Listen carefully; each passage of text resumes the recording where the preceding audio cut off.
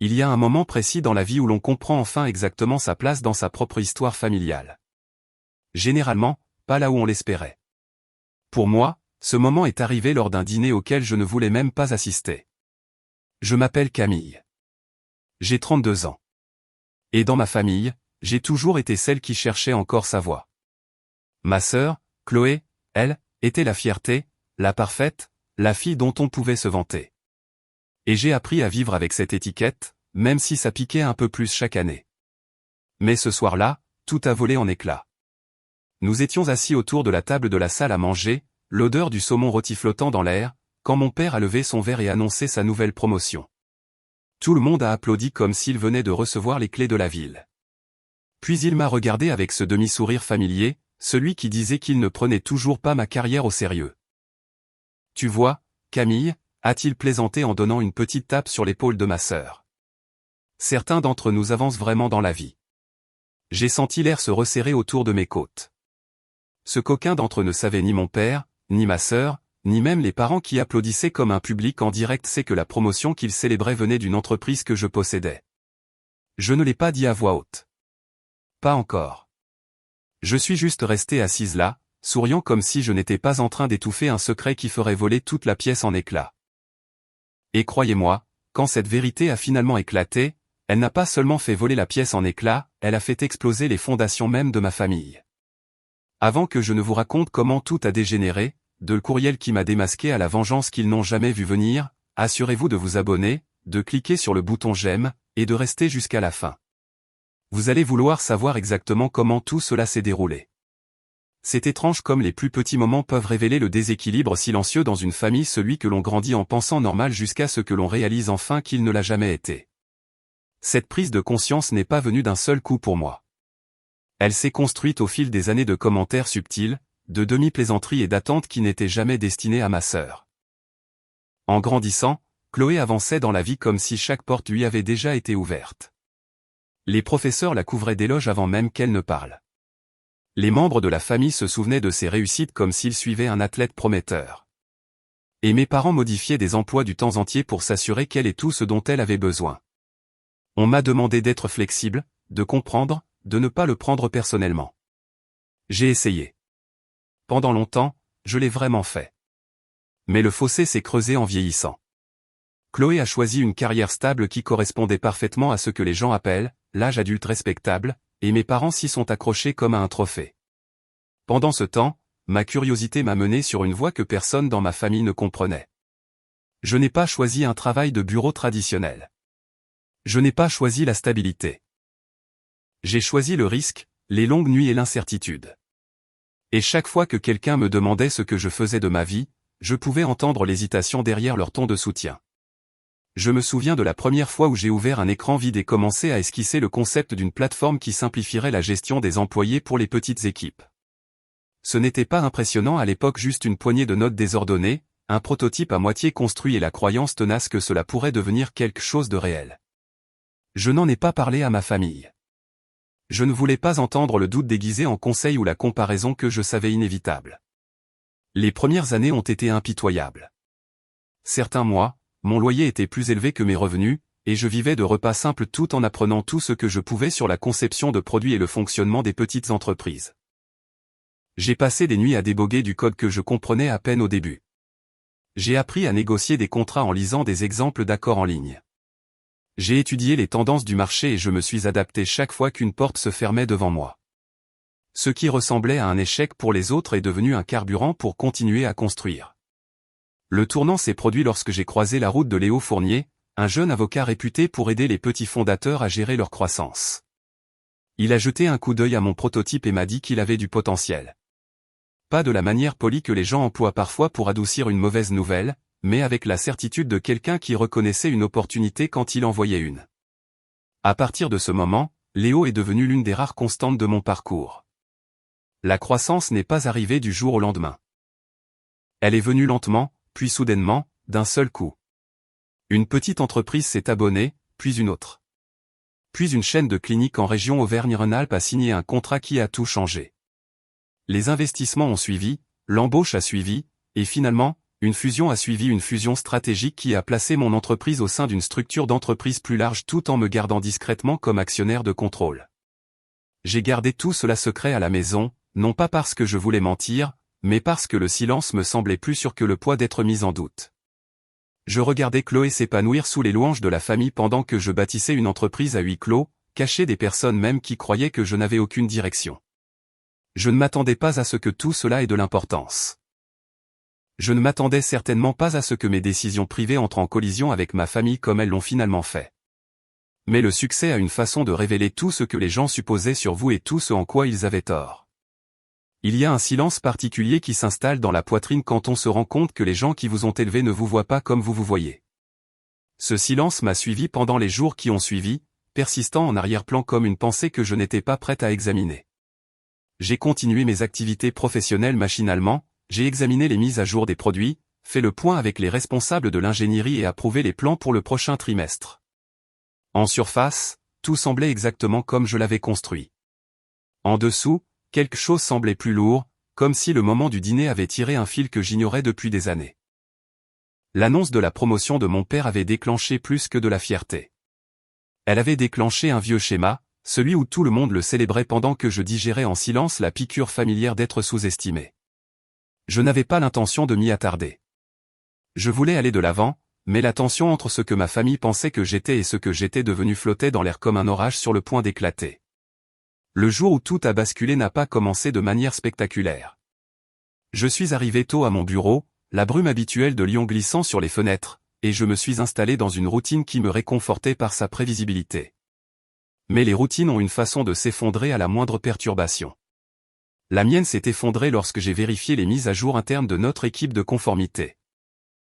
Vers le bas d'un fil de discussion, enfoui entre des documents de routine, j'ai remarqué un nom qui n'avait rien à faire là.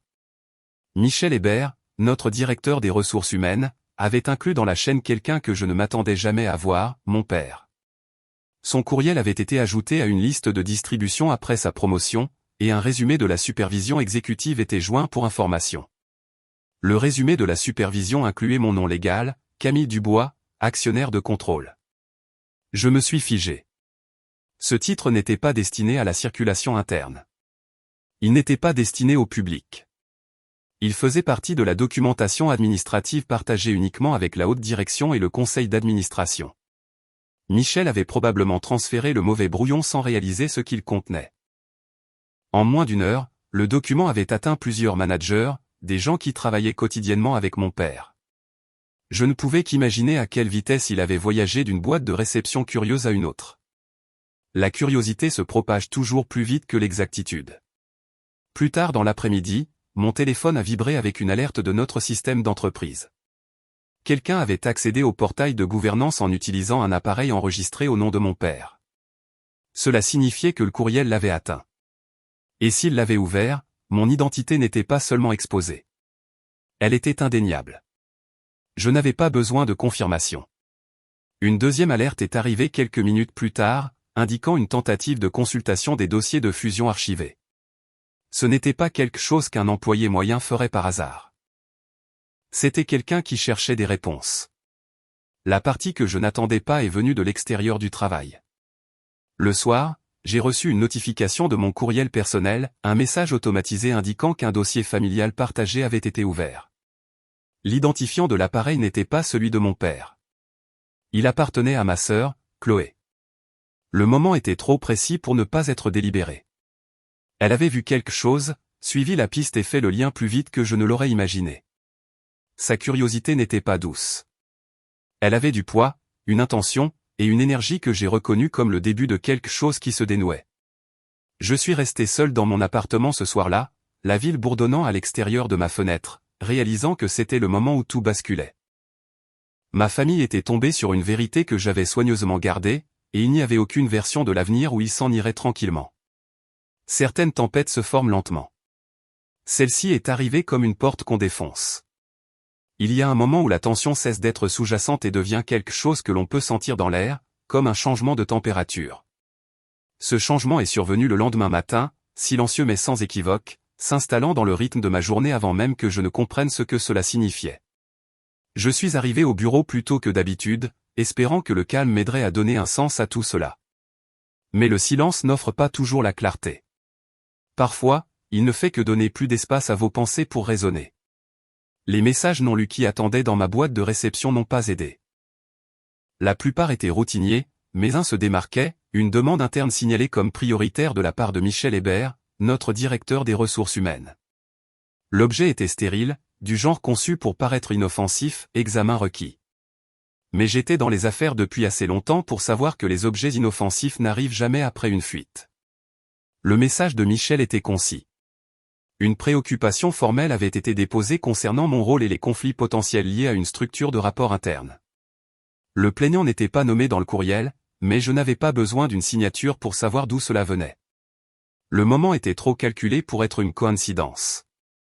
Mon père avait lu le résumé de la gouvernance, et une fois qu'il avait compris ce que cela signifiait, l'escalade était inévitable. J'ai senti quelque chose se poser dans ma poitrine. Pas de panique, pas de colère, juste une reconnaissance constante que c'était la voie que ma famille avait choisie. Cela ne me surprenait pas, mais le reconnaître ne rendait pas le poids plus léger. La plainte a déclenché un examen procédural, ce qui signifiait que l'affaire devait être présentée au conseil d'administration. Je comprenais le processus. J'avais aidé à en concevoir certaines parties pour protéger l'entreprise contre les abus internes. Maintenant, la même structure se retournait pour m'examiner.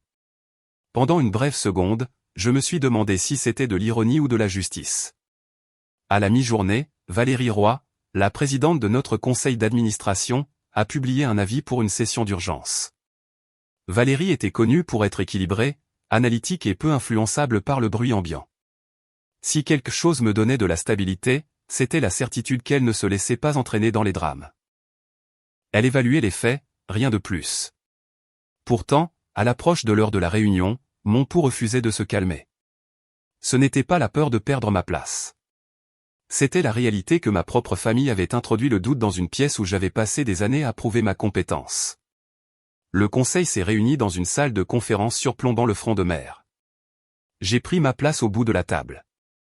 Valérie a commencé la session avec son calme habituel, décrivant la portée de l'examen et la responsabilité de chaque membre. Ses mots étaient mesurés, délibérés, une encre contre la tension qui semblait épaissir l'air. Quand elle a résumé la plainte, son poids m'a frappé différemment. Entendre l'allégation formulée en termes d'entreprise lui a donné une vie à laquelle je n'étais pas préparé.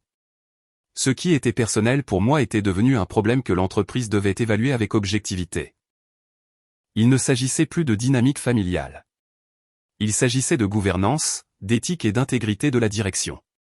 J'ai écouté le conseil disséquer les détails que j'avais soigneusement structurés, ma participation, ma décision de ne pas être nommé dans certaines fonctions internes, le pare-feu entre mon rôle et la supervision opérationnelle. Rien de tout cela n'avait été trompeur. Cela avait été intentionnel, une façon de préserver l'équité. Mais l'équité est un concept fragile lorsque les griefs personnels se mêlent aux politiques d'entreprise. Alors que les questions fusaient autour de la table, je me suis surprise à penser moins à l'entreprise et plus aux personnes qui avaient créé ce moment. Il y avait quelque chose de révélateur dans la rapidité avec laquelle ils avaient agi, la promptitude avec laquelle l'accusation avait remplacé la curiosité. Cela en disait plus sur leur vision de moi que n'importe quel mot prononcé lors des réunions de famille. Et alors que la réunion approchait du moment où l'on me demanderait de parler, j'ai compris la vérité que j'avais évitée. Certaines trahisons arrivent discrètement, enveloppées dans un langage procédural, mais elles blessent tout aussi profondément que celles livrées en face à face. Il y a un type particulier de silence qui s'installe après une confrontation que l'on ne peut annuler, un silence qui vous suit longtemps après la fin de la réunion et la prise des décisions. Cette quiétude m'a accompagné en quittant la salle du conseil. Même si le résultat avait été en ma faveur, le conseil faisait confiance à ma direction, il reconnaissait la structure que j'avais mise en place, il rejetait la préoccupation avec une clarté qui aurait dû être réconfortante. Le réconfort n'est pas quelque chose que l'on ressent lorsque le conflit vient de sa propre famille. J'ai essayé de reprendre ma routine, mais mes pensées revenaient sans cesse à la seule vérité que je ne pouvais ignorer. Si mon père avait fait monter les enchères une fois, il n'hésiterait pas à le refaire, et il ne le ferait pas seul. L'accès de Chloé au dossier familial n'était pas une coïncidence. Elle était entrée en scène dès qu'elle avait senti qu'il y avait quelque chose à gagner ou à exposer. Cet alignement entre eux n'était pas nouveau, mais les conséquences étaient plus aiguës maintenant. Quelques jours plus tard, le premier indice de leur prochain coup est arrivé sous une forme inattendue, une notification d'un service de surveillance juridique auquel je m'étais abonné des années auparavant. Il suivait les documents publics liés à mon nom de famille, quelque chose que j'avais mis en place lorsque mon entreprise a commencé à attirer l'attention extérieure. Ce matin-là, l'alerte contenait un document que je n'aurais jamais imaginé voir, un registre de propriété mis à jour lié à la résidence des Dubois. Le changement n'était pas subtil. Chloé Dubois avait été ajoutée comme copropriétaire. J'ai fixé l'écran un long moment, laissant le poids de cette décision s'installer. Ce n'était pas quelque chose que les familles faisaient à la légère. C'était un changement de contrôle prémédité, le genre qui ne se produit que lorsque la confiance a été remplacée par la stratégie. Ce qui a suivi a rendu l'intention derrière tout cela douloureusement claire. Un autre document a fait surface, une modification du plan de succession de mes parents. Mon nom avait été réduit à une seule ligne, retiré de tout ce qui ressemblait à un héritage significatif. Chloé, quant à elle, avait été élevée au rang de bénéficiaire principale. Le déséquilibre était si flagrant que cela ressemblait presque à une parodie de tous les schémas de notre enfance. La logique derrière leur choix n'était pas difficile à déchiffrer. S'ils croyaient que j'avais une influence qu'ils ne pouvaient pas contrôler, alors sécuriser leurs actifs par l'intermédiaire de Chloé était un moyen de reprendre quelque chose. Peut-être pensaient-ils que cela les protégerait. Peut-être pensaient-ils que cela me punirait. Peut-être les deux. Mais le schéma ne s'est pas arrêté à la paperasse. Une troisième alerte est arrivée le même après-midi, cette fois du bureau financier du comté. Une nouvelle hypothèque avait été enregistrée sur la maison. Mes parents avaient contracté un prêt substantiel, le genre qui exigeait de la confiance soit dans le remboursement, soit dans le fait que quelqu'un d'autre en assumerait les conséquences. J'ai senti quelque chose se serrer en moi. Pas le choc, pas la douleur, mais une reconnaissance silencieuse qu'ils avaient franchi une ligne sans hésitation.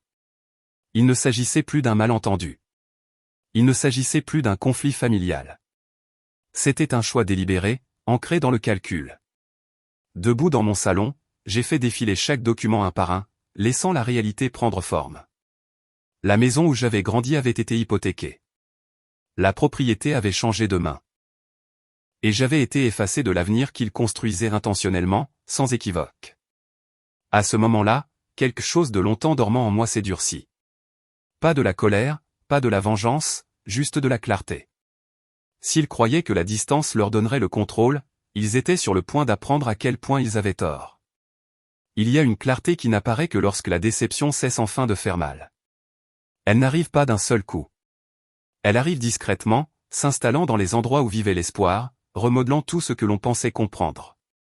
Cette clarté m'a trouvé le matin après avoir examiné les documents de propriété, se glissant dans mes pensées avec une assurance que je n'avais pas ressentie depuis des années. Je n'ai pas réagi avec colère ou choc. Ces émotions appartenaient à des versions antérieures de moi-même. Ce que je ressentais maintenant était quelque chose de plus tranchant, la compréhension que si ma famille avait choisi de transformer cela en une question de pouvoir, alors je devais répondre avec le genre de force qu'ils n'avaient jamais cru que je possédais.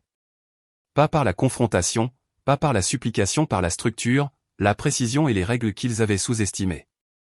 J'ai commencé par un appel discret à Léo Fournier, l'avocat qui avait guidé mon entreprise à travers ces transitions les plus difficiles. Dès que l'appel a été établi, j'ai senti le poids de la décision prendre forme. Léo n'était pas quelqu'un qui avait besoin de longues explications. Il comprenait le langage des conséquences, et il me comprenait. J'ai exposé ce dont j'avais besoin. Pas de justification, pas de sympathie, juste une voie à suivre. Et il l'a construite. La première étape a été de créer une entité distincte, une société holding indépendante sans lien visible avec mon nom. C'était une structure propre, neutre et silencieuse, créée dans le seul but d'acquérir des instruments financiers que d'autres avaient laissés vulnérables. Le processus était discret, presque d'une simplicité trompeuse, paperasse, enregistrement, signature. Rien n'indiquait l'histoire émotionnelle derrière la décision. Une fois la holding active, Léo a retracé le prêt attaché à la maison de mes parents. Il avait été transféré entre prêteurs, pour finalement atterrir chez une entreprise régionale qui vendait régulièrement des créances à plus haut risque.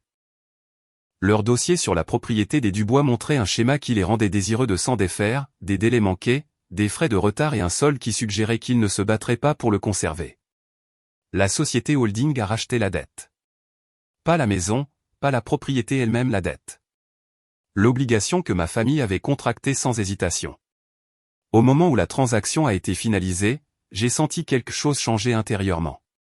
Pas de triomphe, pas de rancune, juste le sentiment concret de reprendre le contrôle d'une situation qu'ils avaient tenté d'utiliser comme une arme. Léo a ensuite préparé l'avis formel, une lettre standard donnant à l'emprunteur un délai défini pour régler les paiements en retard. Ce n'était pas agressif. Ce n'était pas spectaculaire. C'était simplement le processus juridique dans lequel ils étaient déjà entrés au moment où ils avaient signé le prêt. Cette structure n'était pas de ma création, c'était à eux de l'accepter quand ils avaient choisi cette voie. Quand l'avis est parti, j'ai imaginé le moment où mon père l'ouvrirait. Non pas avec satisfaction, mais avec la conscience détachée que les actions entraînent des conséquences, quelle que soit l'intention derrière elles. Je me suis demandé s'il reconnaîtrait l'adresse de l'expéditeur comme étant la société holding qui m'était liée. Une partie de moi soupçonnait que non.